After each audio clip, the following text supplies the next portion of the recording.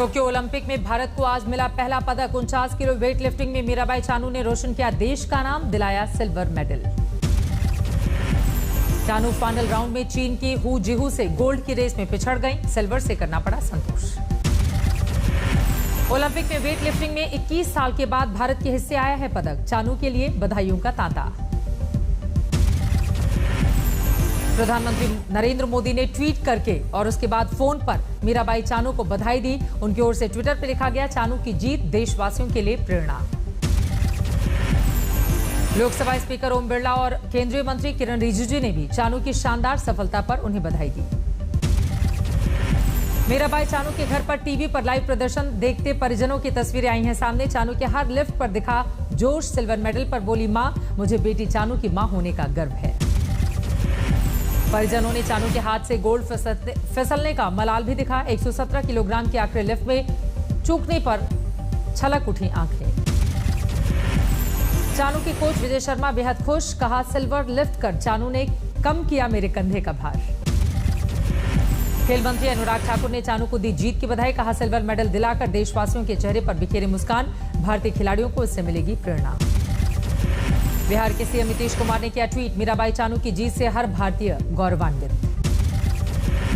महिला table tennis के singles में मनिका बत्रा का धमाल। मनिका ने पहले मुकाबले में ग्रेट ब्रिटेन की खिलाड़ी टीहू को सीधे सेट में 4-0 से हरा दिया। महिला टेनिस के सिंगल मुकाबले में सुत्रिथा मुखर्जी भी पहला मुकाबला जीती। 7 सेटों के कांटे के मुकाबले में स्वीडन की खिलाड़ी को 4-3 से दी शिकस्त। टेबल टेनिस के मिक्स डबल्स में शरद कमल और मनिका बत्रा की जोड़ी प्री क्वार्टर फाइनल हारी। चीनी ताइपे की जोड़ी ने दी करारी शिकस्त।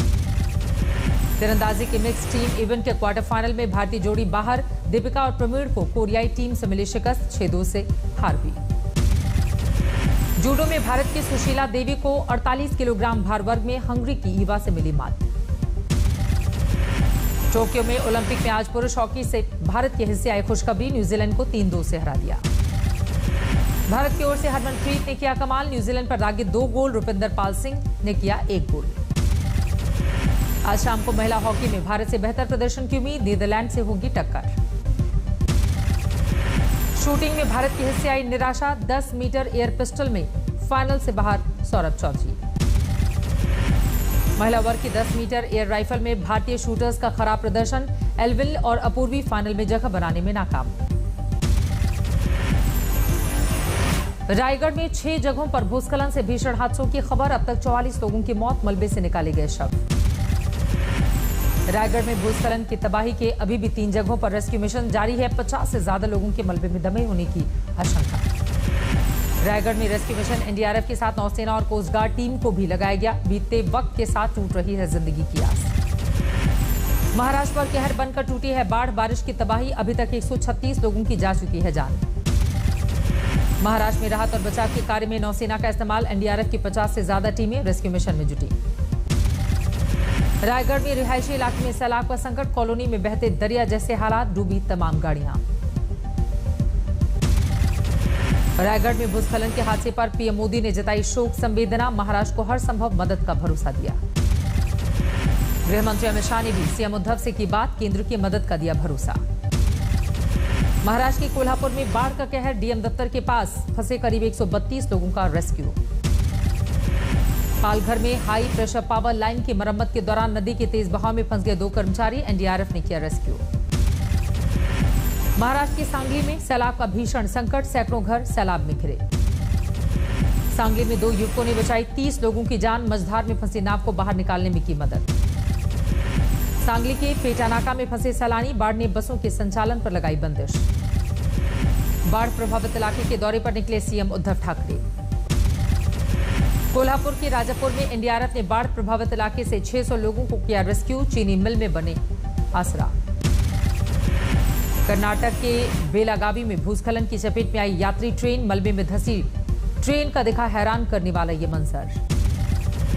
मलबे के दबाव में पलट गए ट्रेन के कुछ डिब्बे, कोच की छत पर दिखा कीचड़ का अंबार। ट्रेन के भीतर और भी हैरान करने वाला दृश्य, बर्थ पर बहते झरने जैसा दिखा मंजर। दूधसागर और कंजोर रेलवे स्टेशन के बीच बड़ा हादसा, भूस्खलन के बाद आए जबरदस्त मलबे के दबाव में ट्रैक से डीरेल हुए ट्रेन के कई कोच। सूचना पर ट्रेन के सभी यात्रियों को किया गया रेस्क्यू, किसी के हताहत होने की खबर नहीं। कर्नाटक के उत्तर कन्नड़ जिले में सैलाब की तबाही, बाढ़ में फंसे ग्रामीणों को किया गया एयरलिफ्ट, हेलीकॉप्टर से रेस्क्यू की तस्वीरें आई हैं सामने। उत्तरकाशी में भारी बारिश के बाद भूस्खलन का संकट, उजेली के पास गंगोत्री नेशनल हाईवे पर आया मलबा। उत्तरकाशी में सड़कें हादसों को दे रही हैं दावत, गाड़ियों को संभालना दुभर हुआ। बाढ़ से आंध्र प्रदेश के कृष्णा जिले का बुरा हाल, निचले इलाके में झुग्गी बस्तियां सैलाब में डूबी। एमपी के श्योपुर में 2 घंटे की मूसलाधार बारिश बनी मुसीबत, सड़क और बाजार में घुटनों तक जलभराव। आंध्र प्रदेश के कृष्णा जिले में सैलाब का कहर, सड़कें बनी स्विमिंग पूल, टीडीपी कार्यकर्ताओं ने किया प्रदर्शन। कोच्चि में भी भारी बारिश, कई जगहों पर जलभराव का संकट। कोलकाता के सॉल्ट लेक में भारी बारिश के बाद जल जमाव का संकट। दरभंगा में जलभराव से परेशान है पॉलिटेक्निक के छात्र, आंदोलन की चेतावनी दी।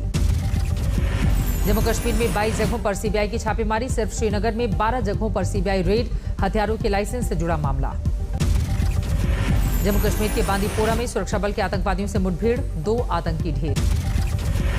खुफिया सूचना पर सुरक्षा बल ने की आतंकवादियों की घेराबंदी, देर तक दोनों से होती रही गोलाबारी। बांदीपोरा में आतंकी मुठभेड़ के बाद नाकेबंदी, सर्च ऑपरेशन जारी। एलओसी पर पाकिस्तान की नापाक साजिश, बारूदी सुरंग धमाके में शहीद सेना के जवान। पुंछ जिले के मनकोट सेक्टर में हुआ बारूदी सुरंग में धमाका। जम्मू कश्मीर के कालूचक और कठुआ में दिखे ड्रोन, देर शाम से जारी है सर्च ऑपरेशन, ड्रोन की गतिविधि का पता लगाने की कोशिश में जुटे सुरक्षा बल। बीते 24 घंटे में बढ़े कोरोना के केस, देश में 39,097 नए कोरोना के मामले आए सामने।